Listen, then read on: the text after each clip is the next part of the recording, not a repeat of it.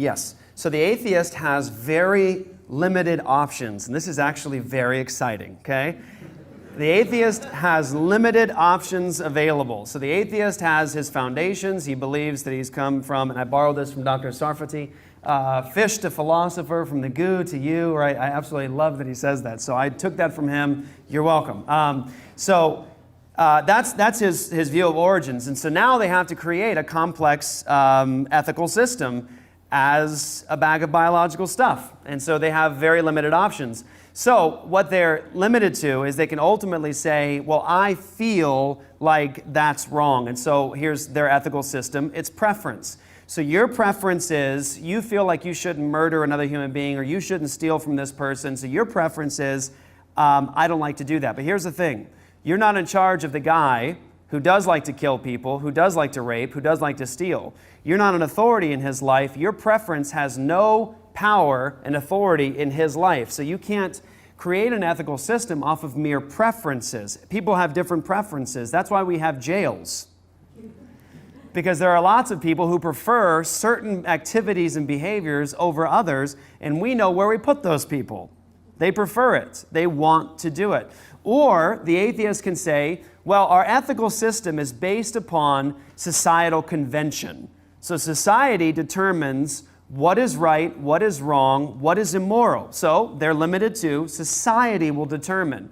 Okay, so if we grant the unbeliever the presupposition that society determines what is moral, then that means that Hitler wasn't wrong, Germany wasn't wrong, because their society had determined by democratic vote that Hitler was in charge and that that's not a person. I know it looks like a person. It's not a person. It's a Jew.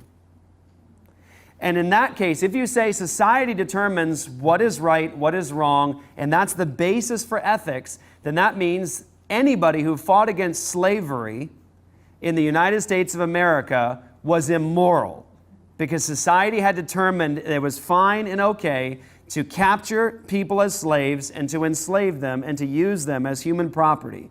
And that means, watch, this is powerful. If society determines what is moral, then that means any society that has a person within it fighting for transformation within society on any level, the person fighting against that society is the immoral one. Why? Because society has determined what? That we can kill Jews, that we can enslave black people. And anybody who argues with it is the immoral one. Do you see, if you say society determines what is moral, then you are stuck with society changing morality over time, and whatever evil is happening, you cannot war against it because society has determined it, which means no social transformation to any degree, really at any time. And so the unbeliever is stuck with that. Societal convention, personal preference, and one more thing. When the unbeliever says, well, I have a basis for ethics. It's what works to keep us alive. We've determined that if you murder others, then we're not going to flourish. We've determined if you steal from others, we're not going to flourish. We've determined if you rape others, we're not going to flourish. What's the hidden assumption there? The borrowed capital from Christianity. Human value and dignity, and that society should flourish. Because we must ask the unbeliever. We must ask them, are we stardust? They say, oh, yes, we're stardust. Like Carl Sagan said, we are stardust, right? Neil deGrasse Tyson, he says, we're stardust. Well, let me ask you a question.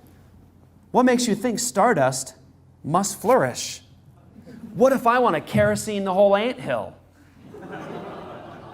Who are you to argue with me? You're acting like stardust should flourish and should produce and should do well. I think there's actually a lot of human suffering in the world, and if we just ended it all, we would end a lot of human suffering. And there are actually a lot of people who think just like that. And you have no argument with them, no objective basis for morality. All you have is preference, societal convention. That's all you have. And when the unbeliever says, I think society should flourish, you should say, why should stardust flourish? And why are you picking this stardust over this stardust? Why are you saying that human beings should be the ones that flourish, who are the random results of evolutionary processes, and not dogs and snails and horses? Why aren't you fighting for them? Why are you fighting for humans? You're acting like humans are in the image of God.